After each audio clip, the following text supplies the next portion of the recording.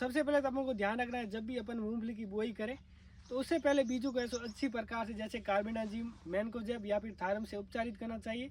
और उसी के साथ साथ फंगीसाइड के अलावा जैसे इंसेक्टिसाइड है जैसे इमिडाक्लोरोपिड, इसके द्वारा बीजों को उपचारित करना चाहिए। फिर है जो हमें इसकी बुआई करनी चाहिए।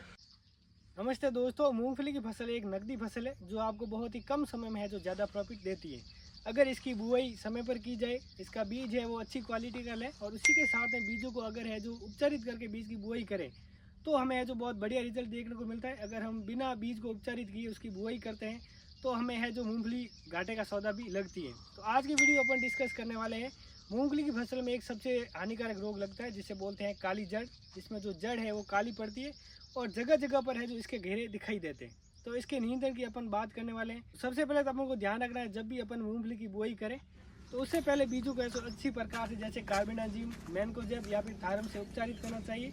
और उसी के साथ साथ फंगीसाइड के अलावा जैसे इंसेक्टिसाइड है जैसे इमिडाक्लोरोपिड, इसके द्वारा बीजों को उपचारित करना चाहिए। फिर है जो हमें इसकी बुआई करनी चाहिए।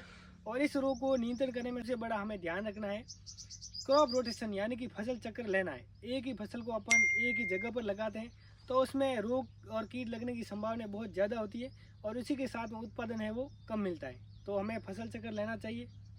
और उसके बाद में बात करते हैं कि भाई खड़ी फसल में इसका है जो प्रकोप हमें देखने को मिल रहा है तो किस प्रकार कंट्रोल करें। तो इसके लिए आपको है जो मेटालैक्जिल, कार्बेंडाजिम या मैनकोजेब, इसमें से किसी एक को है जो 500 ग्राम प्रति एकड़ के हिसाब से है जो आपको पानी के साथ में देना है, या फिर है जो इसको है जो रेतीली मिट्टी या फिर गोबर मिलाकर भी दे सकते हैं। इसके द्वारा भी है जो अच्छे रिजल्ट नहीं मिलते तो आप है जो ट्राइकोडर्मा या फिर बिवेरिया बेसियाना जो एक मित्र फफूंद है, इनमें से किसी एक का 4 से 5 किलोग्राम ट्राइकोडर्मा या फिर बिवेरिया बेसियाना का आपको 50 किलो गोबर या फिर वर्मी कंपोस्ट या फिर जो रेतीली मिट्टी है उसके अंदर मिलाएं। और उसके बाद में जो आप 1 हेक्टेयर में इसका छिड़काव करें और ऊपर से पानी पिलाएं। इसके द्वारा भी आपको बहुत बढ़िया रिजल्ट देखने को मिलेगा।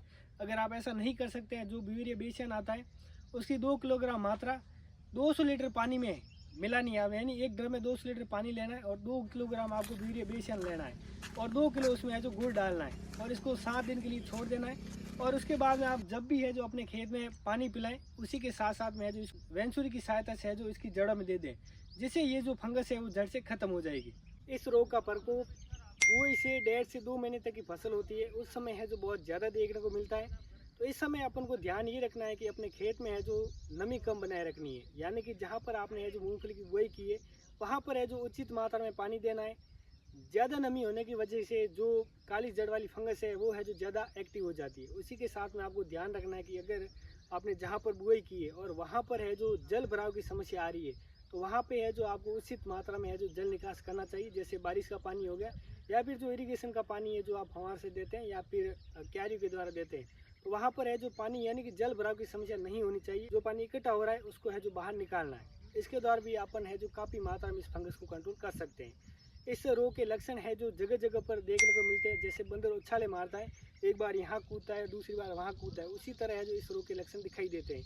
एक जगह पर जो फसल है वो प्रभावित नहीं होती, जगह जगह पर है जो इसके लक्षण देखने को मिलते हैं। एक बहुत ही बढ़िया और देसी तरीका है जो अपने बाजरा होता है, जो राजस्थान में बहुत ज़्यादा होता है। तो जो बाजरे का आटा है उसको है जो आप 10 से 15 दिन के लिए छोड़ दें और उसके बाद में है जो 10-15 दिनों बाद उसमें है जो एक फंगस है जो एक्टिव हो जाती है, जिसके कारण जो बाजरे का आटा है वो कड़वा हो जाता है।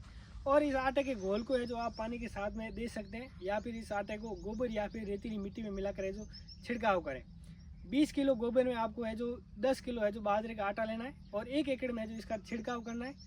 इसके द्वारा भी है जो आपको बहुत बढ़िया रिजल्ट देखने को मिलेगा। या फिर है जो जैसे कि आप इस एरिया में है जो मूंगफली की फसल लगाने वाले हैं तो मतलब यानी कि मूंगफली की बुआई से 1 महीने पहले आपको है जो बाजरा आता है उसकी है जो 80 से 90 किलो मात्रा आपको 1 हेक्टेयर में यानी कि 6 बीघे में है जो इसकी बुआई करनी है।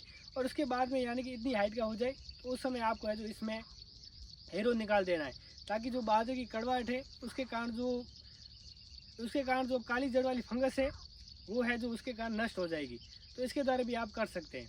ऐसी ही जानकारी के लिए हमारे इस पेज को फॉलो और इस वीडियो को शेयर जरूर करें।